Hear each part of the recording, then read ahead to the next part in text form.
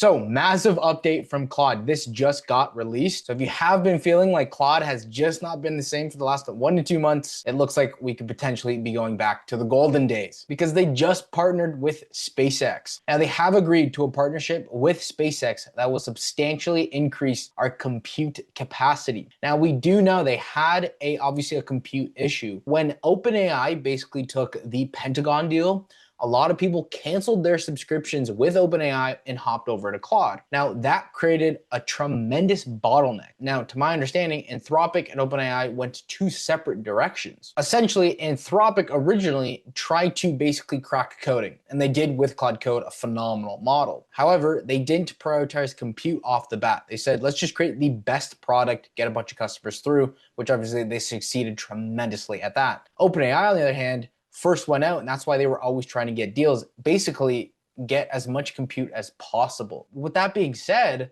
around the Opus 4.6 days, a lot of people loved it. But as soon as that Pentagon deal happened with OpenAI, a lot of people started hopping. And as we know, with the narrative in the market, it was kind of like Claude's the best model. They're the friendly company trying to make sure we're all partnering with each other. And then, of course, you had OpenAI, which is basically going after everybody. And so Anthropic had a massive compute issue.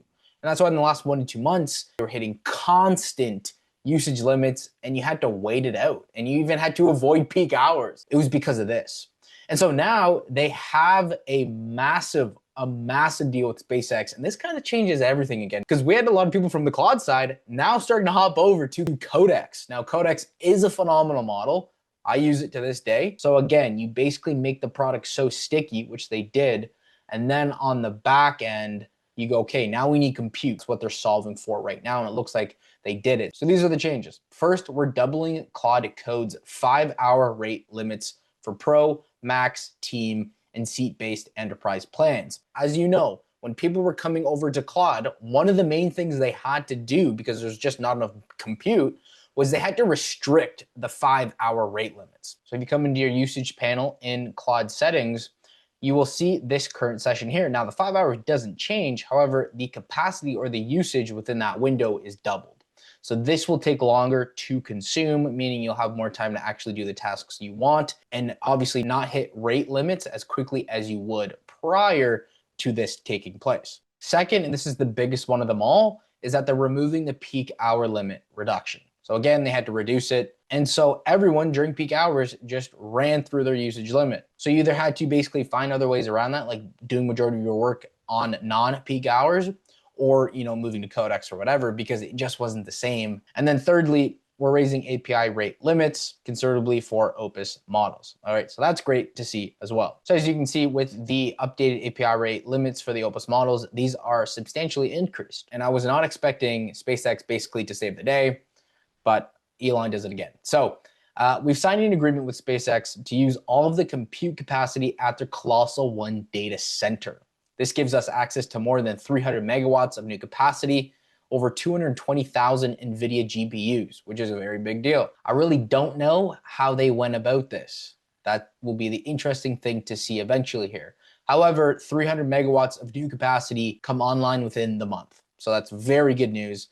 This additional capacity will directly improve capacity for Claude Pro and Claude Max subscribers. The other good news is they have actually other compute announcements. And that's great to hear for Claude users, because eventually if you become reliant on only one vendor, you kind of have like key man risk, right? If something happens to that vendor or supplier, you get in trouble and then you have another compute issue. So what they did is not only did they partner with SpaceX, they actually partnered with other key individuals in the space. So we have up to 5 gigawatt agreement with Amazon. We have a 5 gigawatt agreement with Google and Broadcom. We have a strategic partnership with Microsoft and NVIDIA that includes 30 billion and 50 billion investment in America AI infrastructure with Fluid Stack. They are trying to rapidly, obviously, solve for this main issue, because as you are aware, and you might have been doing this yourself, is you started looking around for other models. And it just goes to show how unloyal human beings are, right? As soon as things start going south, everyone just abandons the ship and starts going elsewhere.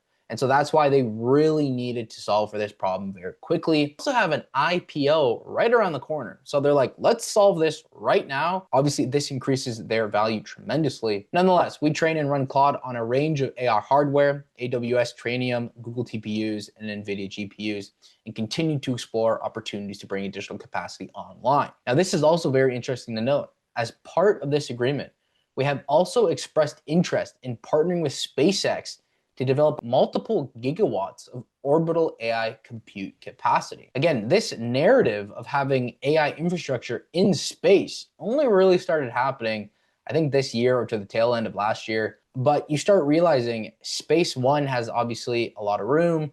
Number two, the things you can't really solve for on Earth. There's land, there's electricity. The electrical grid is a bottleneck, and it's just hard to solve for that. And you can do that in space. And that's why Elon is trying to race to space and kind of start developing that AI infrastructure. And space, once you kind of look into it, becomes kind of a no-brainer. Obviously, it's a little hard to get there. And so SpaceX now kind of the go-to company for this type of stuff. And they're developing things accordingly. So this is very interesting. You'll see within the next 5 to 10 years, space start to get populated with AI infrastructure because it just makes sense in the long run. So if that news makes you happy, subscribe. And as always, my friends, stay human, and I'll see you on the next one.